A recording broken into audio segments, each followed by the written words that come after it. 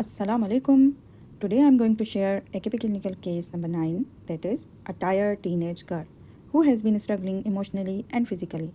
We will go through her story, talk about her symptoms, and answer a couple of questions to understand what's going on and how we can help her.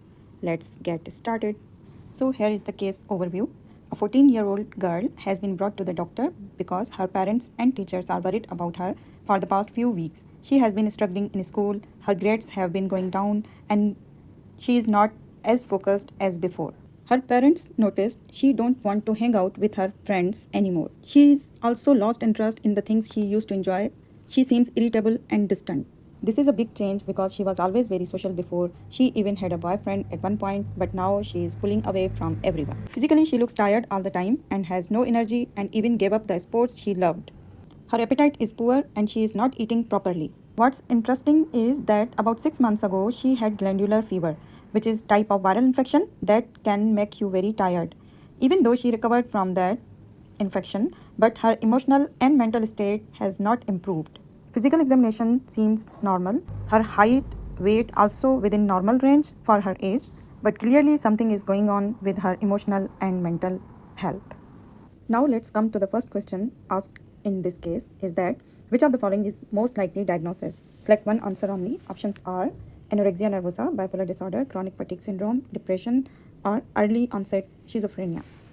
Let's break this down step by step. Anorexia nervosa, this is a condition where someone becomes very focused on losing weight or dieting. But that's not the case here. Her weight is normal and she is not obsessed with food or body image.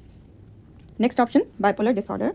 This condition involves mood swings between extreme high, that is mania, and lows, depression. But this girl is not showing signs of mania, so it's not likely. Next option is chronic fatigue syndrome. This might seem like a possibility because she is tired, but she doesn't have other symptoms like muscle pain or extreme long-term exhaustion, so this is not the best fit. Next is early onset schizophrenia. Schizophrenia often involves symptoms like hearing voices or having unusual beliefs, which we don't see here. So that leaves us with option D, that is depression, which is most likely diagnosis. The symptoms fit perfectly. She is lost interest in things she used to enjoy, withdrawn from her friends, feel tired all the time, and is struggling in school. These are classic signs of depression. Depression is a mental health condition that affects how someone feels, think, and behave. It's more than just feeling sad. It's a deep, ongoing feeling of emptiness, hopelessness, or disinterest in life that can last for weeks or even months. In teenagers, depression can look alike different.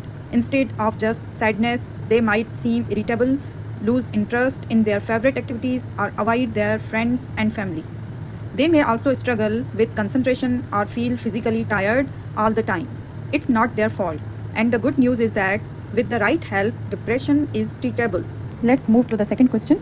Which of the following agents have been approved for initial treatment of this condition?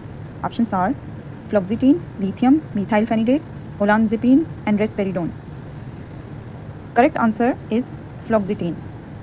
Why? Because after confirmation of depression, we select this option because fluoxetine is an antidepressant that belongs to the group of medicine called SSRIs, or selective serotonin reuptake inhibitors. These medicine help balance serotonin levels in the brain, which improve mood and emotional stability. Let's quickly go over why other options don't fit here. Lithium is used for bipolar disorder, which is not her diagnosis. Methylphenidate is used for ADHD, not for depression. Olanzapine is for treating symptoms in anorexia or severe mood disorders, but it's not relevant here. Risperidone is used for condition like schizophrenia, but that's not her issue either. So, fluoxetine is the most appropriate choice. Fluoxetine is only antidepressant approved for teenagers and it has been proven effective in clinical trials. However, it's important to know that antidepressant can carry a small risk of increased thoughts of self-harm in the beginning.